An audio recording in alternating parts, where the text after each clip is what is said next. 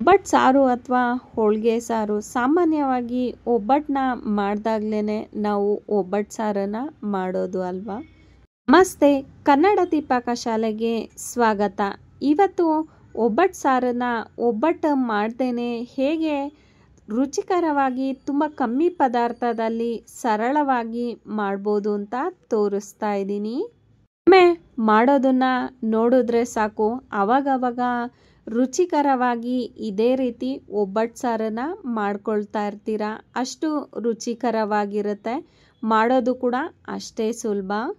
ಒಬ್ಬಟ್ಟು ಸಾರನ್ನು ಮಾಡಲಿಕ್ಕೆ ಮೊದಲನೇದಾಗಿ ಒಂದು ಕುಕ್ಕರ್ಗೆ 1 ಕಪ್ಪು ಕಡಲೆಬೇಳೆನ ಹಾಕ್ಕೊಳ್ತಾ ಇದ್ದೀನಿ. ನೀರಿಂದ ಒಂದು ಸಾರಿ ಚೆನ್ನಾಗಿ ತೊಳ್ಕೊಂಬಿಡೋಣ. ಕಡಲೆಬೇಳೆ ಬದಲಿಗೆ ನೀವು ಅರ್ಧ ತೊಗರಿಬೇಳೆ ಅರ್ಧ ಕಡಲೆಬೇಳೆನೂ ಕೂಡ ಹಾಕ್ಬೋದು. ತೊಗರಿಬೇಳೆ ಹಾಕಿದ್ರೆ ಒಬ್ಬಟ್ಟು ಸಾರು ಅಷ್ಟು ರುಚಿಯಾಗಿರೋದಿಲ್ಲ. ಬೇಳೆಯ 3ರಷ್ಟು ನೀರನ್ನು ಹಾಕ್ಕೊಳ್ತಾ ಇದ್ದೀನಿ. ರುಚಿಗೆ ತಕ್ಕಷ್ಟು ಉಪ್ಪನ್ನ ಬೇಕಾದರೆ ಹಾಕ್ಬೋದು, ಇಲ್ಲ ಹಾಗೇನೂ ಕೂಡ ಬೇಯಿಸ್ಕೊಳ್ಬೋದು. 3 ವಿಜಿಲ್ನ ಮಾಡ್ಕೊಳ್ತಾ ಇದ್ದೀನಿ. ತೀರಾ ಮಸ್ಕೊಳ್ಳೋ ರೀತಿ ವಿಜಿಲ್ ಮಾಡ್ಕೊಳ್ಳೋದು ಕೂಡ ಬೇಡ, ರುಬ್ಬೋ ರೀತಿ ಬೇಳೆನ ಬೇಯಿಸ್ಕೊಳ್ಬೇಕಾಗತ್ತೆ. ಬೇಳೆನ ಈ ರೀತಿ ಬೇಯಿಸ್ಕೊಂಡಿದ್ದಾಗಿದೆ. ನಾವು ಹೊಟ್ಟೆ ಹೊಡ್ಕೊಳ್ಳೋ ಅಷ್ಟು ಬೇಯಿಸ್ಕೊಳ್ಳೋದು ಅಂತ ಹೇಳ್ತೀವಿ. ಈ ರೀತಿ ಬೇಯಿಸ್ಕೊಂಡಿದ್ದೀನಿ. ಬೇಳೆನ ಮಸ್ಕೊಳ್ಳೋ ರೀತಿ ಬೇಯಿಸ್ಕೊಂಡ್ರೆ ಅಷ್ಟು ರುಚಿಯಾಗಿರೋದಿಲ್ಲ ಒಬ್ಬಟ್ಟು ಸಾರು. ರಸನ ಈ ರೀತಿ ತೆಗೆದು ಬೇಳೆನ ರುಬ್ಬಿ ನಂತರನೇ ಮಿಕ್ಸ್ ಮಾಡೋದ್ರಿಂದ ತುಂಬಾ ರುಚಿಯಾಗಿರುತ್ತೆ ಒಬ್ಬಟ್ಟು ಸಾರು. ಬೇಳೆನ ಬಸ್ಕೊಂಡ ನಂತರ ಈ ರೀತಿ ಒಂದು ಮಿಕ್ಸಿ ಜಾರ್ಗೆ ಹಾಕ್ಕೊಂಡು ನುಣ್ಣಗೆ ರುಬ್ಕೊಳ್ಬೇಕಾಗತ್ತೆ. ಸ್ವಲ್ಪ ನೀರನ್ನು ಹಾಕ್ಕೊಳ್ತಾ ಇದ್ದೀನಿ. ನನಗಂತೂ ಒಬ್ಬಟ್ಟು ಸಾರು ಅಂದರೆ ತುಂಬಾ ಇಷ್ಟ.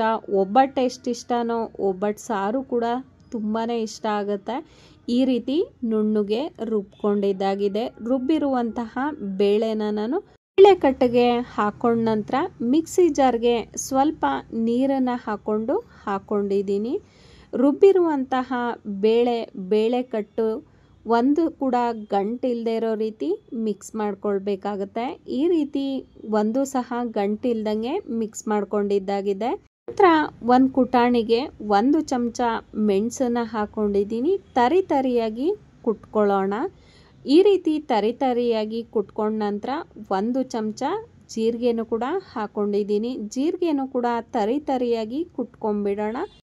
ಜೀರಿಗೆನ ತರಿಯಾಗಿ ಕುಟ್ಕೊಂಡ ನಂತರ 20 ಎಸ್ಲು ಬೆಳ್ಳುಳ್ಳಿನೂ ಕೂಡ ಹಾಕ್ಕೊಳ್ತಾ ಇದ್ದೀನಿ. ತೀರಾ ನುಣ್ಣಗೆ ಜಜ್ಜೋದು ಬೇಡ, ಗುದ್ದಿದಾಗೆ ಜಜ್ಕೊಂಡಿದ್ದೀನಿ. ಅದೇ ಕುಕ್ಕರ್ಗೆ ನಾನು ಒಗ್ಗರಣೆಗೆ ತಕ್ಕಷ್ಟು ಎಣ್ಣೆನ ಹಾಕ್ಕೊಂಡಿದ್ದೀನಿ. ಸ್ವಲ್ಪ ಸಾಸಿವೆ, 4 ಒಣಮೆಣಸಿನ್ಕಾಯಿ, 1 ಚಿಟಿಕೆ ಹಿಂಗು, 1-2 ಗರಿ ಕರಿಬೇವನ್ನ ಹಾಕಿ ಕೈಯಾಡಿಸ್ಕೊಳ್ತಾ ಇದ್ದೀನಿ. ನಂತರ ಇದಕ್ಕೆ ಕುಟ್ಕೊಂಡಿರುವಂತಹ ಮೆಣಸು, ಜೀರಿಗೆ, ಬೆಳ್ಳುಳ್ಳಿನ ಹಾಕ್ಕೊಳ್ತಾ ಇದ್ದೀನಿ. ನಾನು ಒಬ್ಬಟ್ಟು ಸಾರಿಗೆ ಯಾವಾಗಲೂ ಕೂಡ ಈರುಳ್ಳಿನ ಹಾಕೋದಿಲ್ಲ, ಬೆಳ್ಳುಳ್ಳಿ ಅಷ್ಟೇ ಹಾಕ್ಕೊಳ್ತೀನಿ. ರಸಮ್ ಥರ ತುಂಬಾ ರುಚಿಯಾಗಿರುತ್ತೆ. 1 ಮೀಡಿಯಮ್ ಸೈಜ್ ಟೊಮೆಟೊನ ಸಣ್ಣಗೆ ಹೆಚ್ಚಿ ಹಾಕ್ಕೊಂಡಿದ್ದೀನಿ. ಟೊಮೆಟೊ ಬೇಯಲಿಕ್ಕೆ ಸ್ವಲ್ಪ ಅರಿಶಿನ ಪುಡಿ ಜೊತೆಗೆ ಉಪ್ಪನ್ನು ಕೂಡ ಸೇರಿಸ್ಕೊಳ್ತಾ ಇದ್ದೀನಿ. ಟೊಮೆಟೊ ಮೆತ್ತಗಾಗೋ ತನಕ ಕೈಯಾಡ್ಕೊಂಡ ನಂತರ ಎತ್ತಿಟ್ಟಂತಹ ಬೇಳೆ ಕಟ್ಟನ್ನು ಹಾಕ್ಕೊಳ್ತಾ ಇದ್ದೀನಿ. ಸಾಂಬಾರನ್ನ ಹೆಚ್ಚಿಸ್ಕೊಳ್ಳೋ ಆಗಿದ್ರೆ ಅಥವಾ ಗಟ್ಟಿಯಾಗಿದ್ದರೆ ಈ ಹಂತದಲ್ಲಿ ಸ್ವಲ್ಪ ನೀರನ್ನು ಸೇರಿಸ್ಕೊಳ್ಬೋದು. ನಾನು 1-2 ಕಪ್ಪಷ್ಟು ನೀರನ್ನು ಸೇರಿಸ್ಕೊಂಡಿದ್ದೀನಿ. ಬೇಳೆ ರಸ ಈ ಹದಕ್ಕಿದೆ. ತೀರಾ ಗಟ್ಟಿಯಾಗೂ ಇಲ್ಲ ಅಥವಾ ಅತಿಯಾಗಿ ನೀರಾಗೂ ಕೂಡ ಇಲ್ಲ. ಈ ಹದಕ್ಕಿದ್ರೆ ಕುದ್ದ ನಂತರ ಸ್ವಲ್ಪ ಗಟ್ಟಿಯಾಗುತ್ತೆ. ಸುಮಾರು 1.5 ಚಮಚದಷ್ಟು ಅಚ್ಕಾರದ ಪುಡಿ, 1-2 ಚಮಚ ಧನಿಯಾ ಪುಡಿ ಜೊತೆಗೆ ರುಚಿಗೆ ತಕ್ಕಷ್ಟು ಉಪ್ಪನ್ನು ಕೂಡ ಹಾಕ್ಕೊಳ್ತಾ ಇದ್ದೀನಿ. ಸ್ವಲ್ಪ ಹುಣಸೆ ರಸನೂ ಕೂಡ ಹಾಕ್ಕೊಳ್ತಾ ಇದ್ದೀನಿ. 1 ಸಣ್ಣ ಗೋಲಿಯಷ್ಟು ದಪ್ಪ ಹುಣಸೆ ಹಣ್ಣನ್ನು ನೆನೆಸಿ ಹಾಕ್ಕೊಂಡಿದ್ದೀನಿ. 1 ಇಡೀ ತೆಂಗಿನಕಾಯಿ ತುರಿನೂ ಕೂಡ ಹಾಕ್ಕೊಂಡು ಕೈಯಾಡಿಸ್ಕೊಳ್ತಾ ಇದ್ದೀನಿ. ಹುಣಸೆ ರಸನ ನೋಡಿಕೊಂಡು ಹಾಕ್ಕೊಳ್ಬೇಕಾಗುತ್ತೆ ಟೊಮೆಟೊನ ಹಾಕಿರೋದ್ರಿಂದ. ಒಬ್ಬಟ್ಟು ಸಾರು ಒಂದು ಹಂತಕ್ಕೆ ತಯಾರಾಗಿದೆ. 1-2 ನಿಮಿಷ ಆದರೂ ಲೋ ಫ್ಲೇಮಲ್ಲೇ ಚೆನ್ನಾಗಿ ಕುದಿಸ್ಕೊಂಡ್ರೆ ರುಚಿ ಇನ್ನೂ ಹೆಚ್ಚುತ್ತೆ. ಚೆನ್ನಾಗಿ ಕುದಿಸ್ಕೊಂಡ ನಂತರ ಇದಕ್ಕೆ 1 ಹಿಡಿಯಷ್ಟು ಕೊತ್ತಂಬರಿ ಸೊಪ್ಪನ್ನ ಹಾಕ್ಕೊಳ್ಳೋಣ. ಕುದ ನಂತರ ಕೊತ್ತಂಬರಿ ಸೊಪ್ಪನ್ನ ಹಾಕೋದ್ರಿಂದ ಸಾರಿನ ರುಚಿ ತುಂಬಾ ಅದ್ಭುತವಾಗಿರುತ್ತೆ. ಕೊತ್ತಂಬರಿ ಸೊಪ್ಪನ್ನು ಕೂಡ ಹಾಕಿದ ನಂತರ ಇನ್ನೊಂದೆರಡು ಕುದಿ ಕುದಿಸ್ಕೊಂಡ್ಬಿಡೋಣ. ಸಾರನ್ನ ನಾವು ಎಷ್ಟು ಕುದಿಸ್ತೀವೋ ಅಷ್ಟು ರುಚಿಯಾಗಿರುತ್ತೆ. ಒಬ್ಬಟ್ಟನ್ನು ಮಾಡಿದೆ ತುಂಬಾ ಕಮ್ಮಿ ಪದಾರ್ಥದಲ್ಲಿ ಕಮ್ಮಿ ಸಮಯದಲ್ಲಿ ತುಂಬಾ ಸರಳವಾಗಿ ರುಚಿಕರವಾದಂತಹ ಒಬ್ಬಟ್ಟು ಸಾರು ರೆಡಿ. ನಾನು ಯಾವಾಗಲೂ ಒಬ್ಬಟ್ಟು ಸಾರನ್ನು ಇದೇ ರೀತಿ ತುಂಬಾ ಸರಳವಾಗೇ ಮಾಡೋದು. ಅತಿಯಾಗಿ ಪದಾರ್ಥಗಳನ್ನು ಕೂಡ ಹಾಕೋದಿಲ್ಲ. ಬಿಸಿ ಬಿಸಿ ಅನ್ನದ ಜೊತೆ ಬಿಸಿ ಬಿಸಿಯಾದ ರುಚಿಯಾದಂತಹ ಒಬ್ಬಟ್ಟು ಸಾರು.